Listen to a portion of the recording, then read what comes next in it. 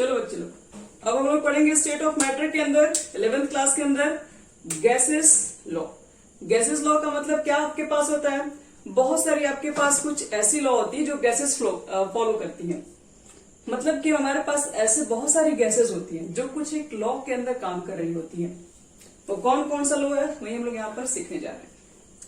सबसे फर्स्ट बताने जा रहे हैं जिसका नाम है आपके पास Charles law, CHARLES, Charles law. चलो देखते हैं चार्ल्स लॉ क्या कहता है। देखिए चार्ल्स लॉ का ये स्टेटमेंट है, एट कांस्टेंट प्रेशर, अगर मान लीजिए कि आपने प्रेशर को पूरी तरीके से कांस्टेंट कर दिया, प्रेशर बिल्कुल भी नहीं हिल रहा है, एट कांस्टेंट प्रेशर अगर है for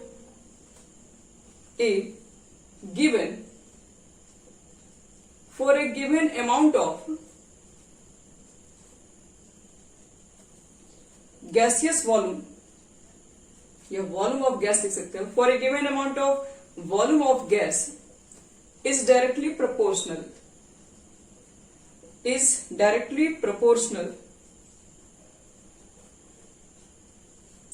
to the absolute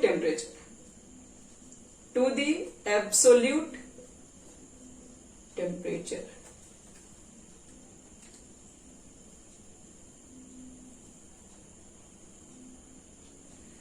Charles law का क्या कहना है, अगर आपके पास प्रेशर कांस्टेंट है, ठीक है, अगर प्रेशर कांस्टेंट है बच्चे लोग, यहां देखो, अगर मान लो कि आपके पास एक कंटेनर है और इस कंटेनर में मैंने क्या किया, एक पिस्टन लगा दिया है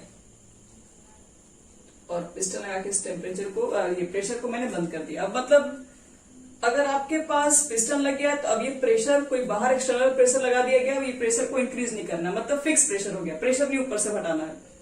एक प्रेशर लगा के मैंने इसको रोक दिया, तो मैं आपसे पूछूंगी for a given amount of जो वॉल्यूम ऑफ, अब यहां पर जो गैसेस मॉलिक्यूल्स की जो वॉल्यूम होगी, मान लो गैसेस मॉलिक्यूल्स की अभी एनर्जी कम है तो इसकी वॉल्यूम नजदीक होगी, तो अब इसके वॉल्यूम को आप कैसे बढ़ा सकते हैं, आपके पास जो गैसियस जो मॉलिक्यूल्स यहां पर है इसकी वॉल्यूम को कैसे इंक्रीज करा सकते हैं, तो इसको इंक्रीज कराने के लिए अगर हम टेम्परेचर बढ़ा दें, सपोज करो अगर इस गैसेस मॉलिक्यूल के अगर हम टेम्परेचर बढ़ा दें तो टेम्परेचर बढ़ाने से क्या होगा, इस मॉलिक्यूल्स की काइनेटिक एनर्जी बढ़ेगी। अगर काइनेटिक एनर्जी बढ़ेगी तो मॉलिक्यूल्स क्या होगी, और दूर दूर मूव करेगी, इसका मतलब है क्या है कि इस मॉलिक्यूल्स के हम लोग वॉल्यूम को बढ़ा सकते हैं। कब बढ़ा सकते हैं, तो जब टेम्परेचर को इंक्रीज करेंगे तब, अगर प्रेशर कांस्टेंट है तब के केस में। यानी कि बोल सकते हैं कि एट कांस्टेंट प्रेशर, या कांस्टेंट छूट गया, at constant pressure for a given amount of volume of a gas is directly proportional temperature, यानी आपके पास जो वॉल्यूम बढ़ सकती है कब, जब आप टेम्परेचर को इंक्रीज करोगे तब, at constant pressure। तो ध्यान रहे यहाँ पे टेम्परेचर को हम लोग केल्विन में मेजर करेंगे। समझ में आया बच्चे लोग?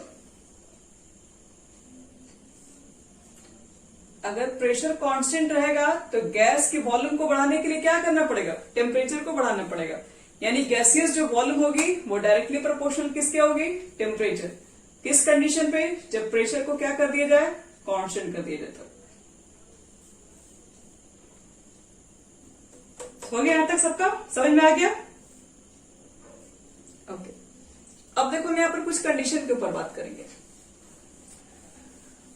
वॉल्यूम डायरेक्टली प्रोपोर्शनल अगर टेम्परेचर है तो लिख सकते हैं हम लोग V इज इक्वल टू लिख सकते हैं KT, या फिर K क्या है, तो K कोई कांस्टेंट है, ऐसे बोल सकते हो कि V/T इज इक्वल टू जो होगा वो कांस्टेंट होगा, यानी कि वॉल्यूम बटे में टेम्परेचर का जो रेशियो आएगा वो हमेशा कांस्टेंट ही होगा। यहां पर वॉल्यूम को अगर आप बढ़ाएंगे तो उससे टेम्परेचर भी बढ़ जाएगा, जिसकी वजह से रेशियो जो रहेगा वो हमेशा कांस्टेंट ही रहेगा।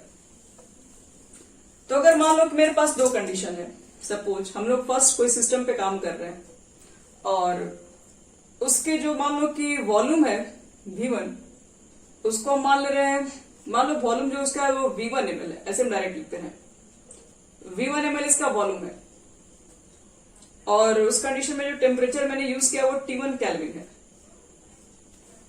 First condition.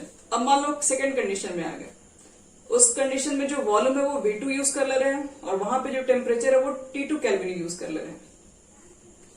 फर्स्ट कंडीशन में वॉल्यूम V1 था, सेकंड कंडीशन में वॉल्यूम को चेंज करके मैंने V2 कर दिया। कब? जब आपने टेम्परेचर को T1 से T2 कर दिया। लेकिन एक चीज तो अभी भी कांस्टेंट है, V1/T1 यानी V/T का मान हमेशा सेम रहेगा बच्चे लोग, ये चेंज नहीं होगा। तो V1/T1 जो भी यहां से आएगा, क्योंकि आपने इसको बढ़ाया होगा तो ये भी तो बढ़ा होगा, इसको बढ़ाओगे तो ये भी बढ़ेगा, यानी कि V2/T2 का जो रेशियो होगा अभी भी वही होगा जो पहले था। तो ये इक्वेशन हमारा एक नया बन जाएगा। V1/T1 is equal to constant, V2/T2 is equal to constant, दोनों कॉन्स्टेंट आपस में इक्वल है, इसलिए V1/T1 is equal to V2/T2 होगा। तो ये हमारा बन जाता है चार्ल्स लॉ में एक इक्वेशन। ठीक है, यहां तक सब लोग नोट कर लिए? चलो अब कुछ हम लोग पढ़ेंगे इसके अंदर ग्राफ्स के बारे में।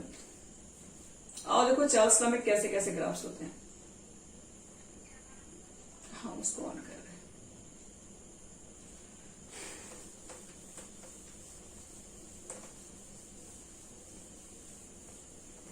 देखो बच्चे लोग, आज का हमारा रीडिंग है ग्राफ्स। अब इसके अंदर हम लोग ग्राफ्स कैसे करेंगे, देखो ग्राफ्स कैसे बना रहे हैं इसमें। सबसे पहले तो मुझे पता है कि वॉल्यूम जो आपके पास है वो डायरेक्टली प्रोपोर्शनल टेम्परेचर है। तो सपोज करो यहां पर आपके पास अगर आपको लिख के दे दिया गया टेम्परेचर केल्विन में और यहां लिख के दे दिया वाई एक्सिस पर वॉल्यूम लिख के दे दिया गया है, तो इसके बीच के ग्राफ को कैसे हम लोग मेजर करते हैं, कैसे खींचते हैं, कैसे ड्रॉ करते हैं। तो देखो, तो V इज इक्वल टू लिख सकते हैं KT। तो एक चीज बताओ, इसको हम इस इक्वेशन से कंपेयर कर सकते हैं, y is equal to mx plus c।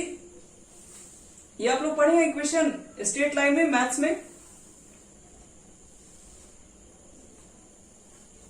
हाँ, m क्या होता है यहाँ पे, m को क्या बोलते हैं हम लोग यहाँ पे बच्चे लोग, स्लोप। हाँ, तो देखो, तो ध्यान से m को देखोगे तो यहाँ पर m जो है वो k के इक्वल है। इसका मतलब है कि इस कंडीशन के लिए जो स्लोप होगा वो कांस्टेंट वैल्यू होगा। और y एक्सिस पर क्या है, y एक्सिस पर आपके पास वॉल्यूम है तो y एक्सिस पर वॉल्यूम है, x एक्सिस पर टेम्परेचर है तो टेम्परेचर है, स्लोप की जगह पर k दिख रहा है और ये c तो यहाँ पर है भी नहीं। तो ये आपके पास एक स्ट्रेट लाइन का इक्वेशन है जिसमें x की वैल्यू 0 पुट करेंगे तो y की वैल्यू भी 0 हो जाएगी। तो इसका मतलब है कि ये जो आपके पास ग्राफ है वो ओरिजिन से पास हो रहा है, तो ये भी ग्राफ ओरिजिन से ही पास होगा। तो देखो, इसका जो ग्राफ होगा कुछ इस तरीके से आएगा। और कांस्टेंट प्रेशर पे वॉल्यूम और टेम्परेचर के बीच में जो भी आप ग्राफ ऑब्टेन करते हैं उसको आइसोबार भी बोलते हैं। तो वॉल्यूम और टेम्परेचर के बीच का देखो ग्राफ कुछ इस तरीके से निकलेगा।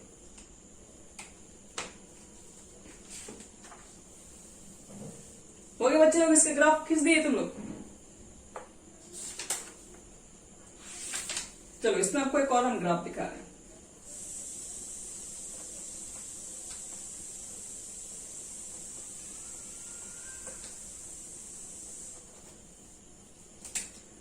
जैसे हमारा मान लो नेक्स्ट ग्राफ दिया हुआ है, V इज इक्वल टू, मान लो आपको ड्रॉ करने के लिए K और यहाँ पे डिग्री सेल्सियस का ग्राफ है। अब इसको थोड़ा ध्यान समझना, हमारा जो V इज इक्वल टू जो KT था वो तो केल्विन पर के लिए था, ये डिग्री सेल्सियस है, तो पहले तो इसको केल्विन में कन्वर्ट करना पड़ेगा। तो डिग्री सेल्सियस को बताओ तो केल्विन में कन्वर्ट करने के लिए कितना ऐड करते हैं,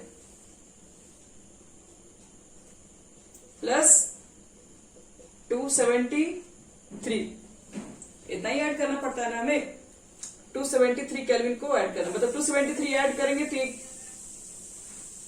273 को ऐड करेंगे तो वो केल्विन के अंदर कन्वर्ट हो जाता है। ये चीजें तो हमें पता है पहले से भी। तो एक काम करते हैं, अब इसको मल्टीप्लाई कर दो, 273 के। पहले बताओ तो ये सबको समझ में आ गया यहां तक। डिग्री सेल्सियस में अगर टेम्परेचर अगर गिवन है और आपको कहा जाए इसको ग्राफ को ड्रॉ करो तो आपको पहले इसको केल्विन में कन्वर्ट करना पड़ेगा, क्योंकि आपका जो टेम्परेचर है, वॉल्यूम टेम्परेचर, वो एक केल्विन के अंदर है। तो इसको केल्विन में कन्वर्ट करने के लिए 273 ऐड करेंगे और 273 ऐड करके इसका दोनों में मल्टीप्लाई कर दी, इतना हो गया। चलो देखो तो इसका ग्राफ कैसा होगा। इसको हम कंपेयर करेंगे y is equal to mx plus c पे।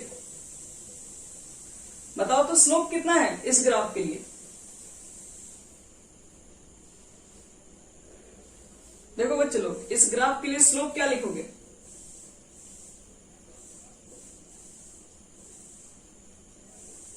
तो स्लोप यहां देख लो, स्लोप की जगह पर क्या दिख रहा है? के दिख रहा है, तो स्लोप के ही आपके पास है। और सी जो इंटरसेप्ट है वो 273 केल्विन है। स्लोप पॉजिटिव है, तो पॉजिटिव है तो आप इधर ग्राफ नहीं ले सकते, फिर इसका स्लोप तो हमेशा नेगेटिव है। ग्राफ कुछ आपका इस तरीके से जाएगा और यहां पर लिख देना जो स्लोप आएगा वो हो जाएगा के। और सी क्या होता है? सी बताता है कि कितना पर इंटरसेप्ट है, तो 273 केल्विन, ये 0 हो जाएगा पॉइंट और 273 केल्विन, ये वो कांस्टेंट है। तो देखो बच्चे लोग, ये ग्राफ हमारा हो गया 40 लाख के अंदर जब टेम्परेचर डिग्री सेल्सियस में दिया रहेगा तब उसका ग्राफ कैसे मेजर करेंगे, तब उसकी आपके पास स्लोप्स क्या होगी, वाई इंटरसेप्ट क्या होगी। एक्स इंटरसेप्ट आप चाहोगे तो निकाल सकते हो, वाई की वैल्यू 0 पुट करके। यहां तक हो गया?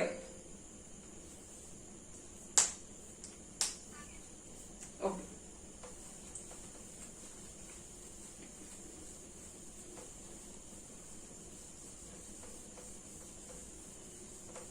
चलो एक ग्राफ तुम लोग को और दिखा है।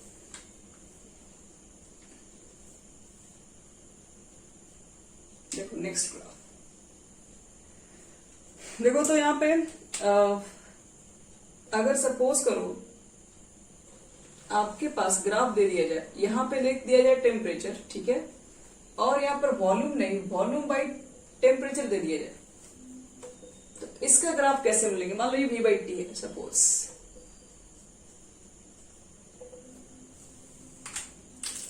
तो इसके ग्राफ को ड्रॉ करोगे तो हमें तो पता है ना कि V बाई जो टी होता है बच्चे लोग, वो तो हमेशा कांस्टेंट होता है, इसकी वैल्यू तो हमेशा कांस्टेंट निकल के आती है। और अगर किसी पर्टिकुलर वैल्यू के अगर कोई कांस्टेंट निकल जाए, कोई एक्स की वैल्यू कांस्टेंट या वाई की वैल्यू कांस्टेंट निकल जाए, उसकी तो ग्राफ स्ट्रेट लाइन होती है जो कि पैरेलल होती है एक्स या वाई एक्सिस के। तो देखो V बाई टी जो है तुम्हारे पास वाई एक्सिस पर है और वाई एक्सिस कोई कांस्टेंट वैल्यू हो गई, तो कांस्टेंट वैल्यू क्या होता है? पैरेलल हो जाएगा टेम्परेचर के आपके पास। तो इसकी ग्राफ देखो कुछ इस तरीके से बनेगी। जब भी V बाई टी की मान कांस्टेंट हो गई तो टेम्परेचर बढ़ाने से कोई फायदा नहीं, क्योंकि इसकी वैल्यू जो है वो तो हमेशा कांस्टेंट है। तो इसकी जो बच्चे लोग ग्राफ आएगी वो पैरेलल आ जाएगी, ध्यान में रखना इसको।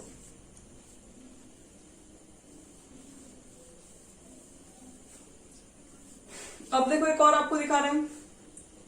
जैसे मान लो कि आपसे एक क्वेश्चन दिया गया इस तरह से खींचने के लिए, यहां लिख दिया गया वॉल्यूम और यहां लिख दिया गया 1 बाई टी टेम्परेचर पे, और कहा गया कि इसका ग्राफ आप ड्रॉ करके दिखाओ।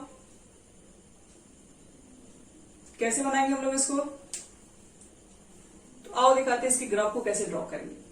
तो पहले आप क्या करो, वॉल्यूम लिखो, और वॉल्यूम और टेम्परेचर में तो रिलेशन है V directly proportional temperature. 1 by T कैसे आप लिखोगे? तो देखो तो इसको इतना लिख सकते हैं, ध्यान समझो, T को ये 1 ऊपर ही लिखे हैं और ये 1 बाई टी नीचे लिखे हैं। आखिर T तो चाहेंगे तो ऊपर भेज ही सकते हैं। अगर ये 1 बाई टी लिखा हुआ है तो इसको हम लोग ऊपर भेजेंगे तो T बाई 1 लिख ही देंगे, यानी ये इसके ऊपर हो ही जाएगा। तो V में और 1 बाई टी में क्या रिलेशन है? तो देख सकते हैं कि V में और 1 बाई टी में जो रिलेशन है वो इनवर्सली रिलेशन है। और कोई भी इनवर्सली रिलेशन का जब ग्राफ खींचोगे तो हमेशा इस तरीके से आता है, देखो कर्व जैसा दिखाई पड़ेगा। कर्व क्यों? क्योंकि इसकी वैल्यू बढ़ेगी तो इसकी वैल्यू कम होगी और इसकी वैल्यू बढ़ेगी तो इसकी वैल्यू कम होगी। यहां पर देखो, यहां पर वॉल्यूम भी ज्यादा है, टेम्परेचर कम है। यहां पर बढ़ोगे तो वॉल्यूम कम होगा लेकिन टेम्परेचर बढ़ गया। तो ये इनवर्सली रिलेशन, एक को घटाओगे तो दूसरा बढ़ेगा, दूसरे को घटाओगे तो पहला बढ़ जाएगा।